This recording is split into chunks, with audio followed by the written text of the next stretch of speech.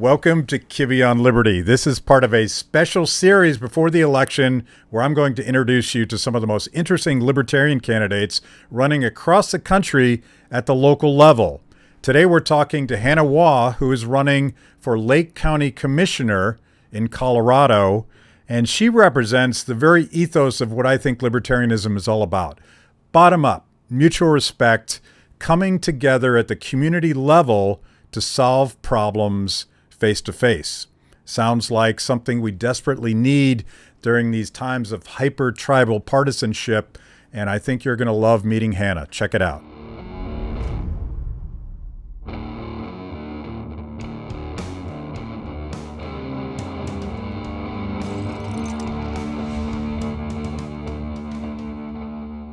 Okay, Hanna, hey, how's it going? Hey, good. How are you?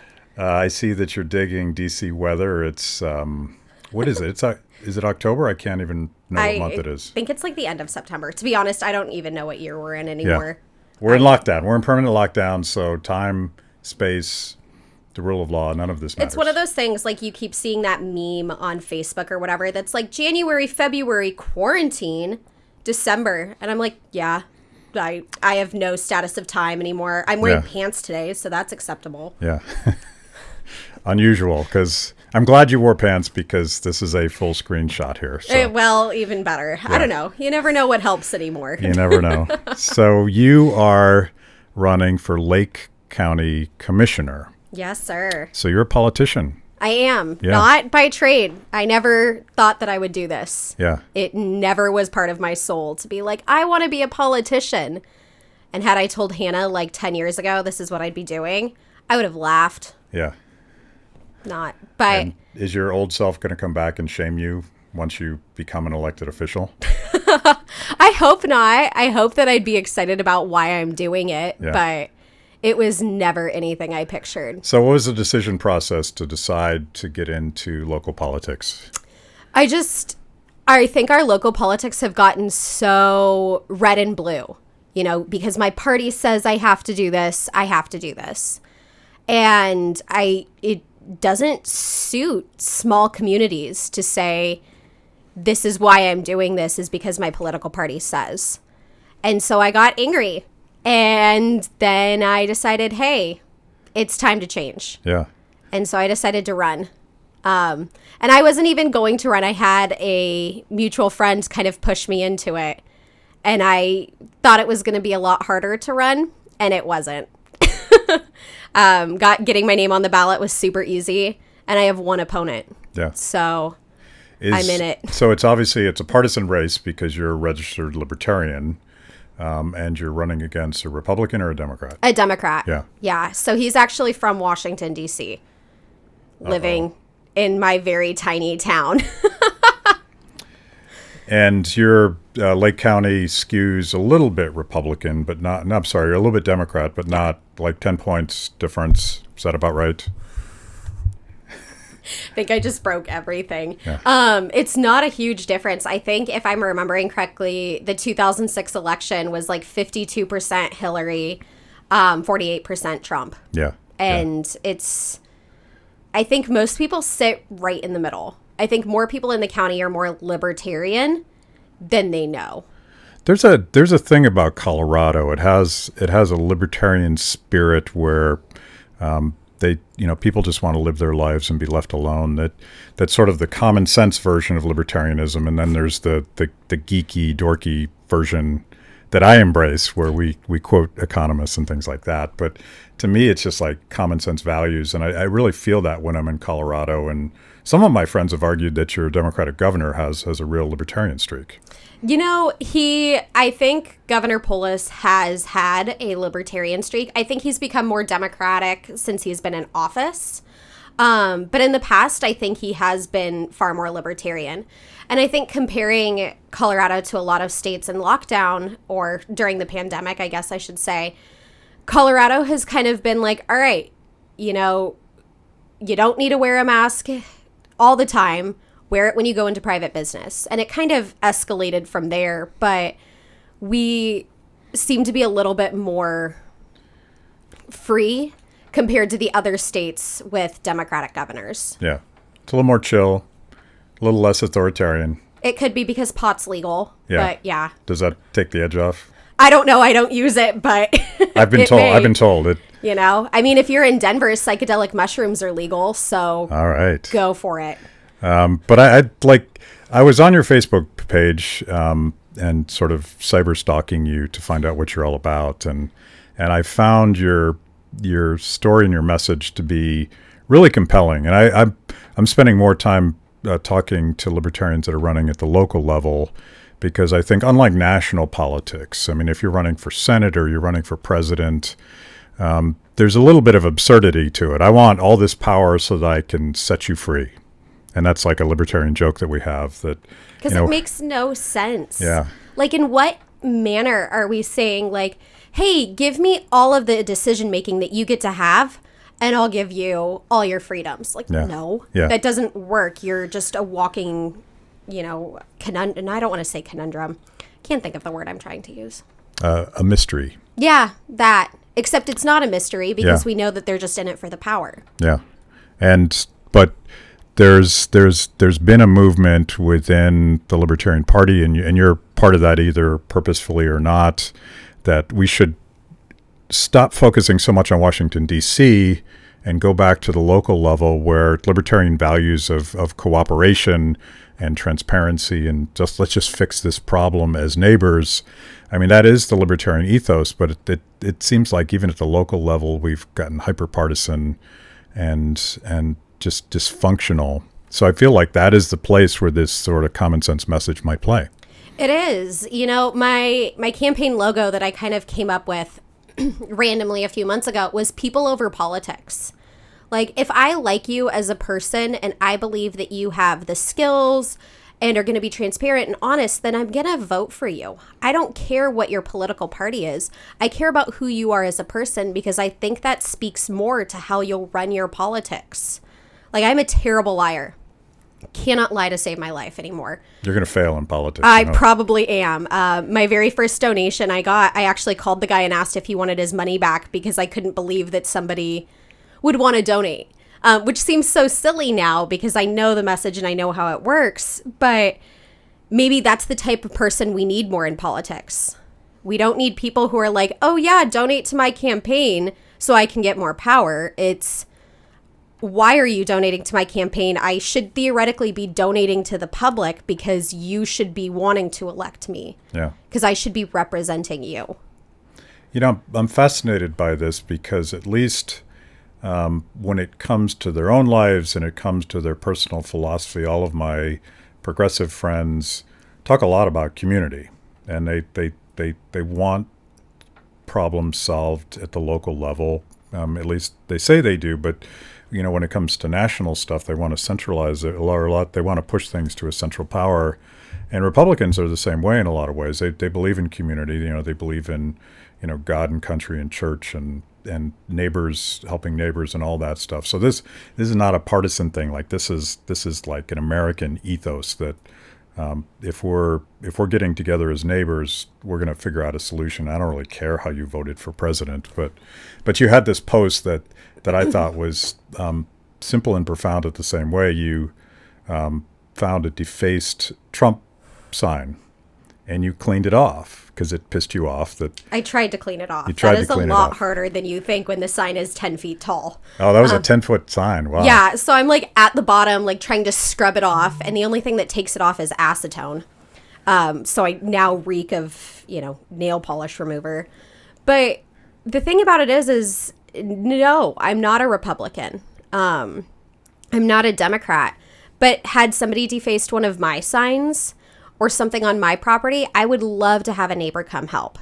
Like, why is it so hard that we have to say, you're voting for this or you agree with this and I hate you because of it? Yeah. And I get that it sometimes infringes on people's rights, but it's also your right to have those opinions. Yeah. It shouldn't be that hard. You can wear whatever you want. I can wear whatever I want. You don't need to have an opinion about it. I used to love arguments, because arguments were a way that you sort of aired out your grievances and got to a point where you could agree on something. But now it seems like the argument is the end of everything, and if your neighbor has a Joe Biden sign and you're a Trump guy or vice versa, it's like an act of war. And it's like, whatever happened to that sort of Norman Rockwell sense that we all get to speak our opinions in the public square and then we work it out? Well, we also used to tar and feather people, so times change. Maybe for the better. I mean, maybe we need to bring that back in certain special cases. You know what, I agree. I think it would be... Only for elected officials, so... You know what? It would hold them more accountable. Yeah. Like, I'd be down if I lied and stole money or didn't do things properly. By all means, tar and feather me. Yeah. Let me figure out how to get that out of my hair. Yeah. But it's a fascinating thing to think about, that we can no longer have these conversations and respect different... There's animals that run across the ceiling of this garage, so... You mean it's not just the politicians in D.C.? There's actual animals here? It actually might be the NSA, because Might be we sometimes say subversive things here, but it's cool. Life goes on. Yeah. But, we used to just be able to Did you get the squirrel in the sound? Sweet. We used to be able just to have those conversations and do those things. And now we don't even want to have conversations. We suddenly have shut everyone down, and we're supposed to be a land built on diversity and be this cultural mixing pot. And we don't even accept that anymore. Yeah. And we don't even try to educate people and say, hey, this is why I believe X. These are the things that I have behind that. Instead, it's like, oh, you're a snowflake. You're a Trumpkin. Yeah. And name calling doesn't help anybody. I mean, I name call when I have road rage, which I think everybody does, but it doesn't do anything. Well, that's therapy. I mean, yeah. Yeah. But it doesn't do anything for the other person. Yeah. They don't care. Right. So why do we do that? I have a theory about this, that the reason that our politics have gotten so hostile and even violent. I mean, we're seeing violence in the streets now, and it breaks my heart for my country, but so much, and you're seeing this, we're 2 blocks from the Supreme Court, and the reaction to the passing of Ruth Bader Ginsburg went so quickly. Even that night, we walked over and hung out on the steps with people that were mourning her passing. But even that night, it immediately switched to not respecting her so much, but we have to destroy the Republicans so that they don't get to replace her. Well, and it's kind of the thing that we seem to have taken on when you look at any national tragedy that we have, and things like that, where we no longer want your thoughts and prayers. We no longer want to mourn and come together as a community. We want to use these things as ammunition. Yeah. And I have a lot of respect for Ruth Bader Ginsburg. I really do. She was a pioneer for many women's rights. And I mean, heck, she lived a long life. But one, why are we idealizing any politician or anyone who works for the government? They should be idealizing the community. And 2, why is it that 15 minutes later, after she passes, everybody's using her quotes to attack one another? Yeah. That's not coming together as a community. And that doesn't serve anybody. It's because she had so much power, and we do the same thing with the presidency now. These 9 men and women have so much power over our lives. It's a form of warfare that someone that I disagree with, and she was a badass in terms of being sort of a feminist pioneer in my mind, but her economic decisions I thought were horrible. And that's fine, and I can disagree with her, but I sort of imagine a Supreme Court where the opinions, whatever they are, of those 9 people don't matter that much, because their original function was actually just defend the Constitution so that I have enough rights that I don't actually have to care about who you are. But we don't defend the Constitution anymore. I mean, let's be honest. How many people can you go up to on the street and ask them anything about the Constitution? They don't know. I mean, I'll be honest, until maybe 4 or 5 years ago, I didn't really know a ton about the Constitution or the Bill of Rights. And we just don't take it upon ourselves to educate us more beyond hey, yo, this person I graduated with in high school posted this on Facebook. Well, that person you graduated with is probably also in a, multi-level marketing scheme. So take that with a grain of salt. You're saying everything I read on Facebook's not true? Oh my gosh, that's what Abraham Lincoln told me right after he released the secrets of Area 51. I shared that post 5 times. Did you really? Yeah. I'm so proud of you. this fight, and you, by the way, no pressure or at all, but you are the solution to all of these problems, because we got to stop looking at the Supreme Court, got to stop looking at the president, and we got to start looking at how our local community functions and why we don't know more about decisions that actually impact our lives in a real way. You know, I don't ever want to say I'm the solution, because I think putting something like that out there causes people to idealize you. And in no way, shape, or form should I be idealized. Like, we should be proud when I shower every other day. Simple things like that. But we have to look at, like, it's not about your elected officials. It is about what you are doing in your community. On a grand level, the president doesn't really affect what I do on a day-to-day basis.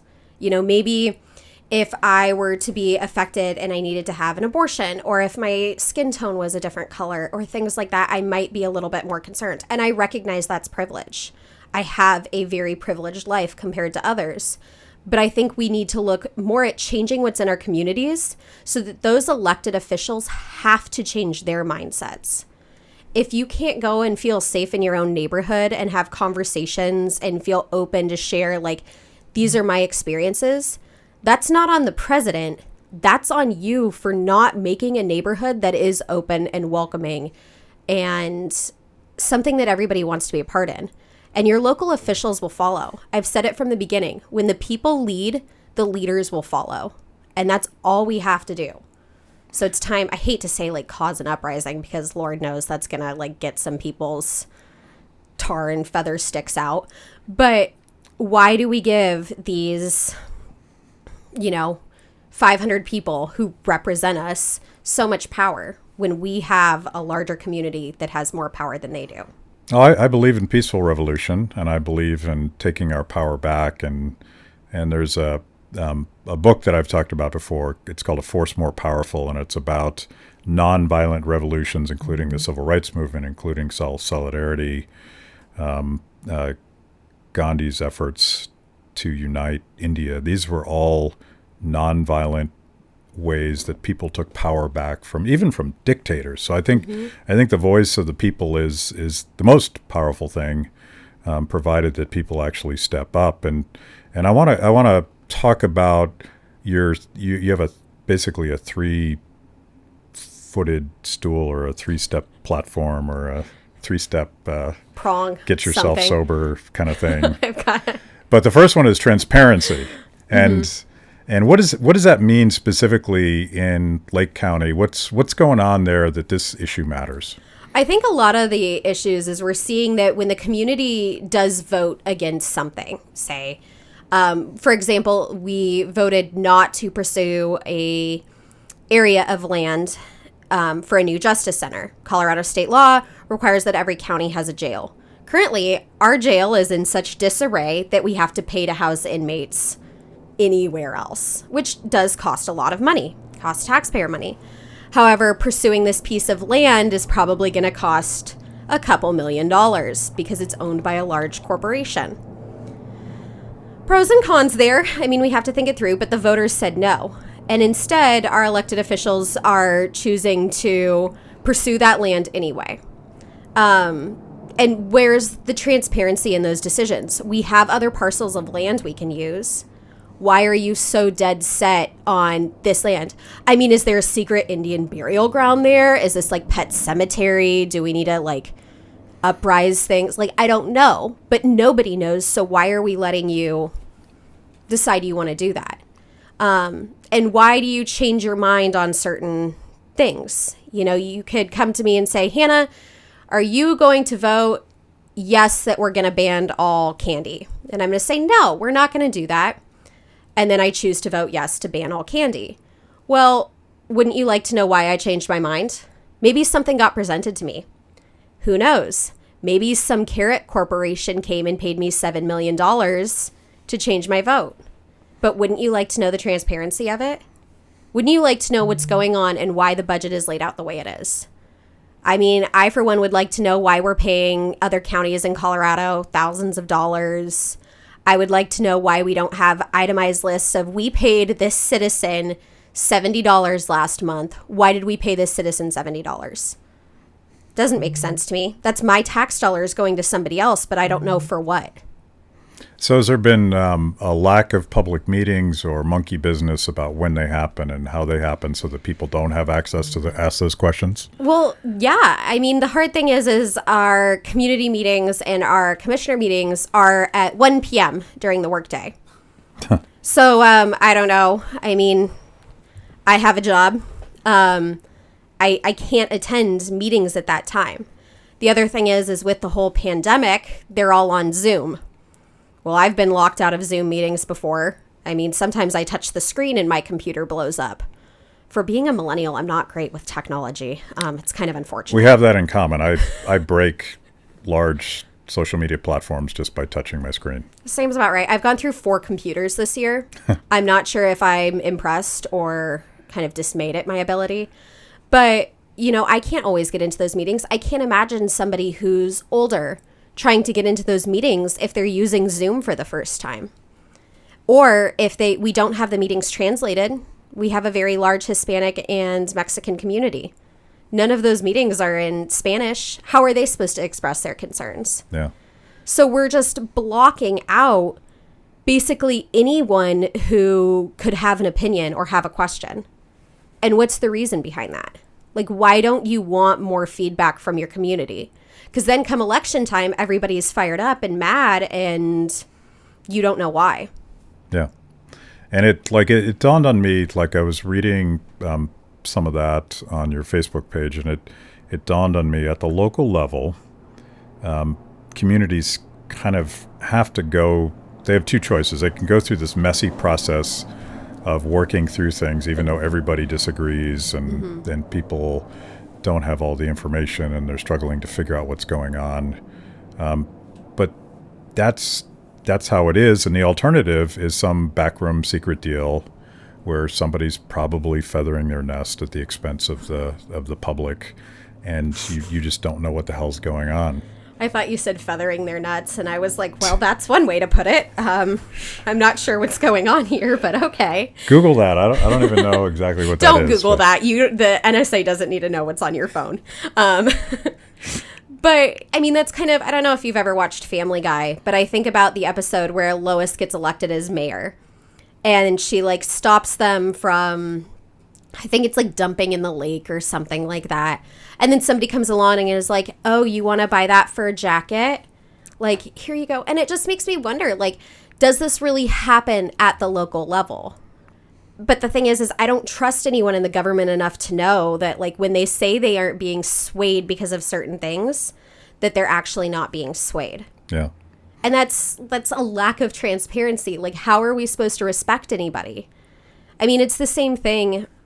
I mean, getting, like, on a national level is everybody's fired up about the tax returns right now, which I don't know why I get why we're upset, but that's also the government's fault. Like, the government allowed you to do that. It's our fault for not taking advantage of it. But that's a lack of transparency in the tax laws. Because theoretically, you and I could take advantage of all those loopholes. We just don't know how. And that's a lack of transparency that sets other people ahead. Yeah. Or allows us to hide things. So remind me, you have 2 other core principles, and remind me what those are. Do you remember? Way to put me on the spot and make me panic. Transparency, respect, and accountability. Yeah. And I think so with the respect, and the kind of thing that falls into it is, I mean, you briefly got to go through Leadville and Lake County when you were up, and we have a very unique town. We're kind of the last affordable little kind of quirky mountain town in that area of Colorado, in the High Rockies. At one point, Leadville was going to be the state capital for Colorado, and then Denver won somehow.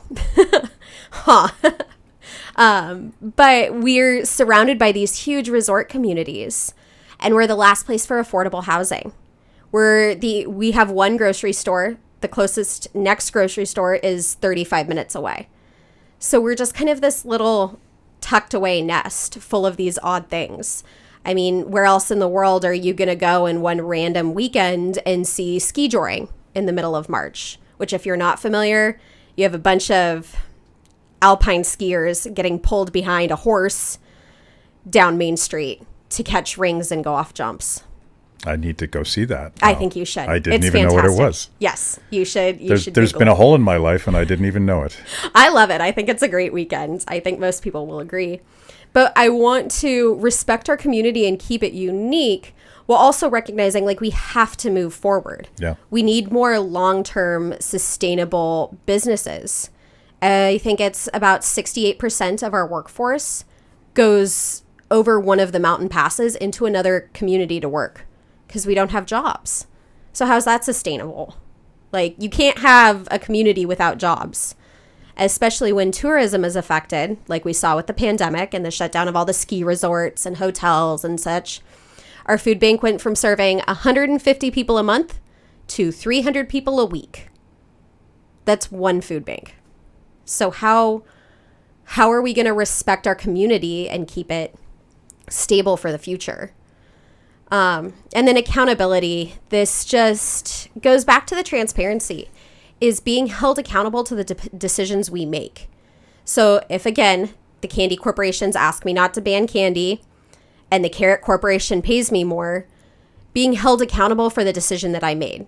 Maybe my decision shuts down the candy factory in town and I need to be held accountable for all those people who lost jobs. We should be holding our elected officials more accountable.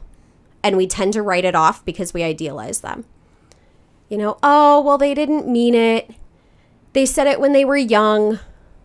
They did it when they were young. They wrote that bill in a different time.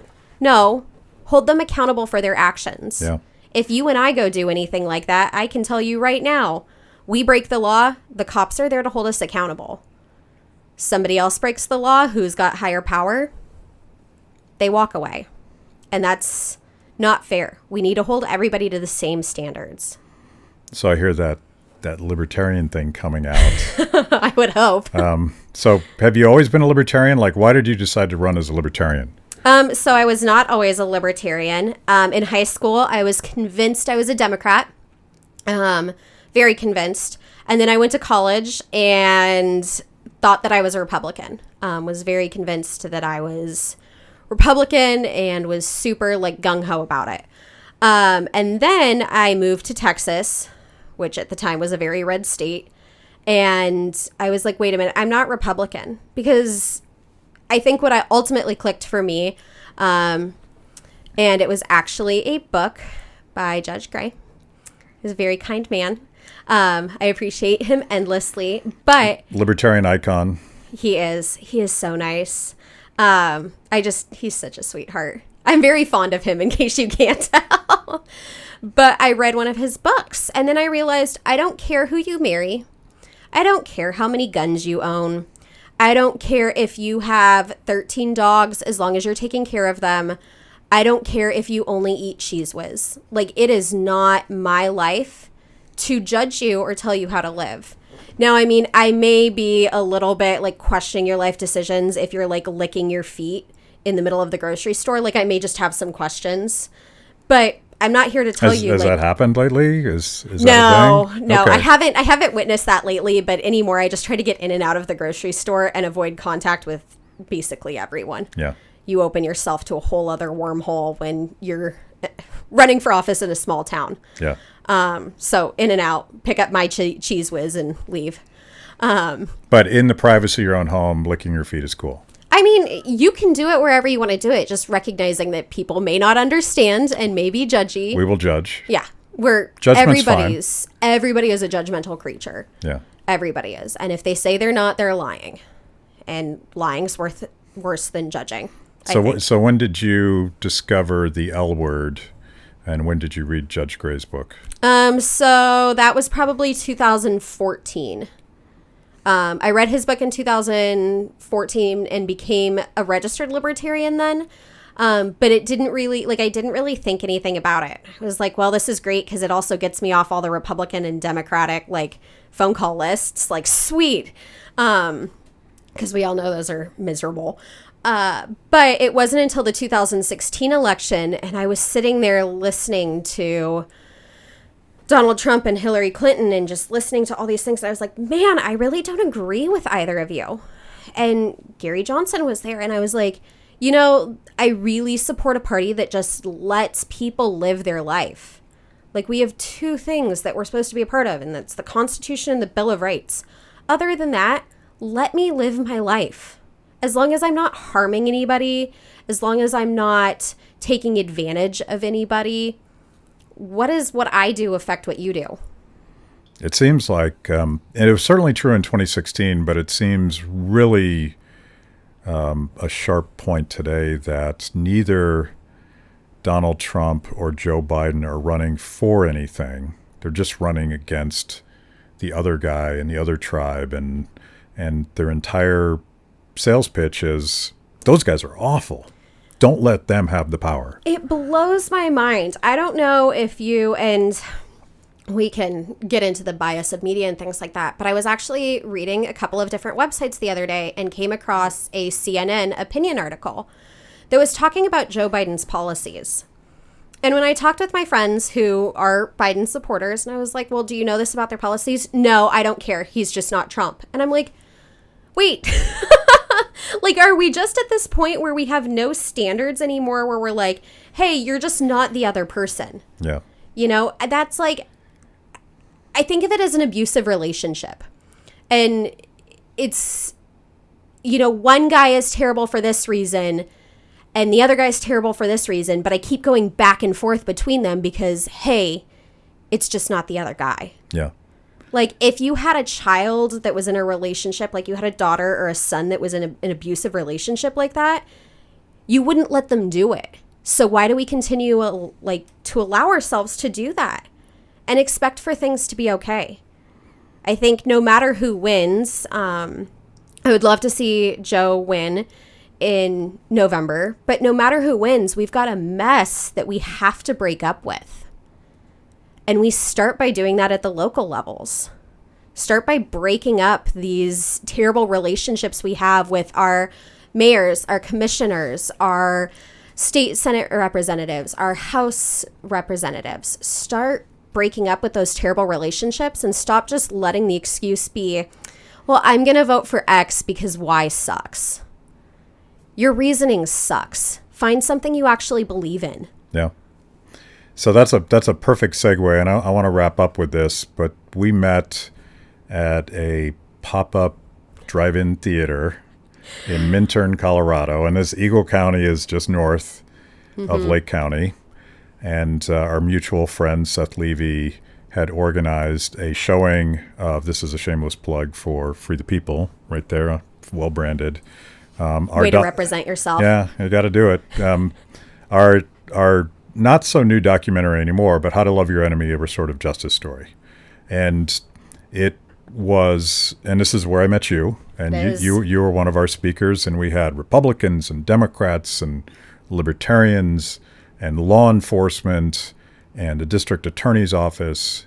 And Seth is a force of nature that he gathered all these people together in one place to have a conversation about our broken justice system and what we could do differently from the bottom up based on local action. And to me, it's a perfectly libertarian idea that you wouldn't outsource justice to some top-down, one-size-fits-all system, and instead ask the community to step up and start solving those problems. And the Eagle County seems ready to talk about that. Do you think that idea is something that might get people to, everyone says think globally, act locally, or whatever they say, but they never do it. Like, we're all obsessed about RBG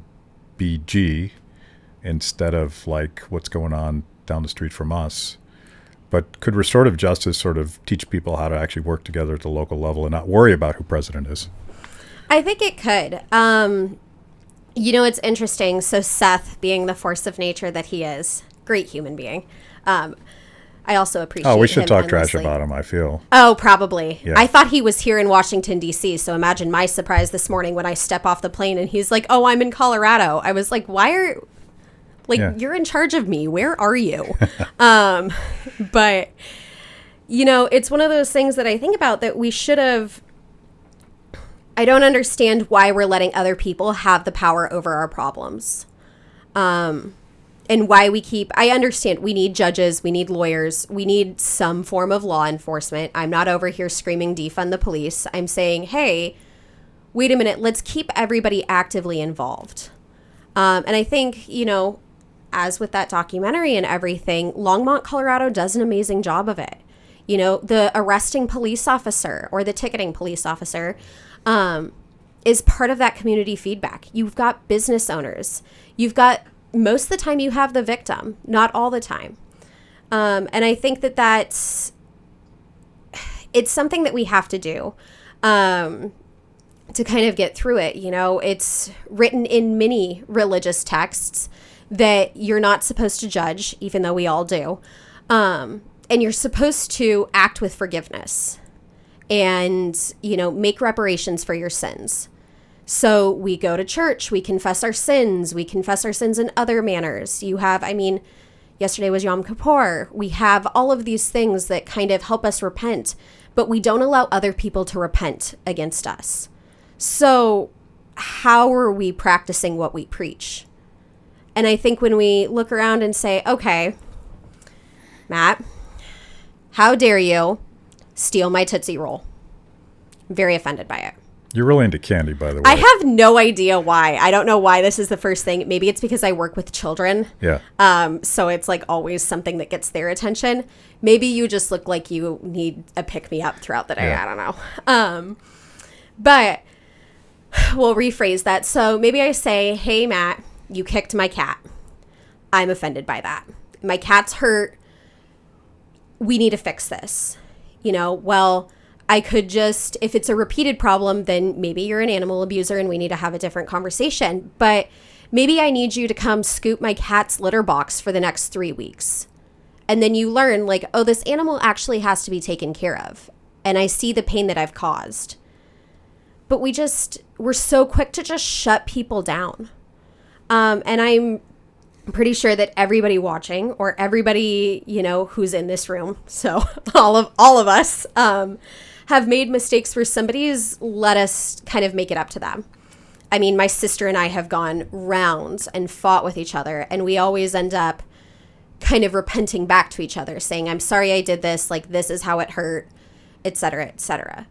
But without addressing those things, how are we ever supposed to change someone? It's the same conversation we just had about educating people. Our justice system isn't made to educate people. Why do you think we have so many repeat offenders? They're taught that they're bad, and they just continue to be bad. Instead of saying, oh, hey, I see what my actions have done, and I see that I feel better by fixing them, by making something better for my community. And it's the same principles we've been talking about this entire conversation, but applied to a justice system that everyone seems to agree is broken. Mass incarceration in this country rivals some of the most authoritarian states in the world. Oh, but we're not authoritarian. Don't let people hear you say that. And it's such a shocking fact that no one disputes, and yet we keep doing the same thing over and over again, expecting something different. So there's very conservative law and order, fiscally responsible reasons to reconsider this, because in the documentary, the one thing that they accomplished was a radical reduction in recidivism. People that made their first mistake had a chance to take responsibility, make it right, and move on and become productive members of their communities. So it's, it can sound kind of hippy-dippy, but it's a very practical way that people and neighbors and communities take responsibility and start to fix problems from the bottom up. And that's why I like the story, because again, it's not Republican, it's not Democrat. It may be libertarian-ish, but it's not political at all. It's about people solving problems. Yeah, you can't slap a label on it and say I disagree with it because of the Democrats or the Republicans or the Libertarians. But I think one of the things that kind of stuck with me the most, or struck me, you could go both ways with that, was how we actively, when you're doing the restorative justice system, how we actively include everybody. So not one person has the power. The power is then dispersed back to the victim and back to the community and even back to the police officer, so they can say, hey, Like, this is how it affects everybody. This is how you hurt everyone around you. Not just a judge or someone saying, hey, you broke this law, 6 months in jail.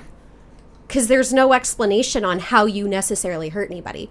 And I mean, we've talked about it as well, where we say, okay, well, we can't use this with murder. I don't think that I would want to see this used with murder. But I mean, we'll get personal for a second. As I think about, I was raped at a young age, and I never turned the guy in, because when you're 16 and scared, like, what are you supposed to do? But in my situation, I absolutely, looking back on it, would love to have had that person sit down and hear about how it affected me, how it affected the person who had to, you know, take care of me, how it affected my boyfriend at the time, how it affected all of these other people, and maybe get them to realize, like, hey, I am being an absolute piece of shit. Like, I need to clean my act up. And you know what? If they can't clean their act up, well, then we do have jails and we do have things like that. But I would like to believe that in everybody's heart, they do have good. I don't think anybody is just born the Antichrist, so to speak. Like, everybody has something good in them and they want to be a good, productive member of society. You know, and I think a lot of crime that especially restorative justice kind of faces is crime where people are acting out of a need. Maybe they're stealing because they really need something. Maybe they're acting out because they need attention. Maybe they need a safe place to have a home or a family, or maybe they even just need a place to shower. And I think restorative justice kind of gives us that ability to have that area. Do you think there's so when Seth and I were talking after that event, and by the way, members of law enforcement hung out in the parking lot, and it was very socially distant, appropriate, because we're all standing 6 feet apart in the dark in a parking lot. At least you're safe. You do have law enforcement officers there. Yeah. As a libertarian, I was a little freaked out when... You sound like mountain lion bait. I'm sorry.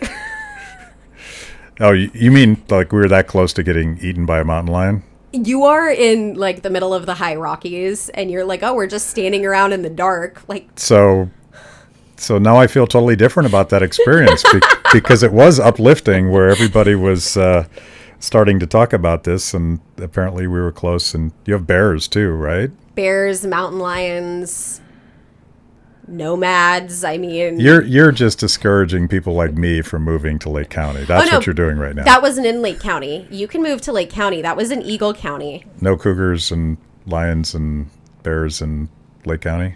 No. Just me. Totally safe. I mean, I wouldn't say I'm totally safe, but yeah. Clearly not. But so now everybody's like fascinated about who's this lady. She seems kind of awesome. Where do they find out about you and your campaign? So you can visit my website, Hanna, the number 4. I should also say my name isn't spelled with an H at the end. So Hanna, Hanna, the number 4, lakecounty.com, or I'm on my Facebook, which is Hanna for Lake County. And my phone number is up there, so you can text or call. I probably won't respond if it's in the middle of the night, but I'm there to answer questions. You know, I'm there. We've got to be more accessible to people. Cool. And we have to do something about mountain lions eating tourists, clearly. I'm just saying, it sounded super sketchy. Like, well, they were well armed, though. Were you? No, but yeah, you have a point. All right, enough of this. Thank you. Thank you. Thanks for watching Kibbe on Liberty. By now, you know this is the most important event of your week. So make sure you subscribe on YouTube. Click the little bell so you get notifications. Kibbe on Liberty, mostly honest conversations with mostly interesting people.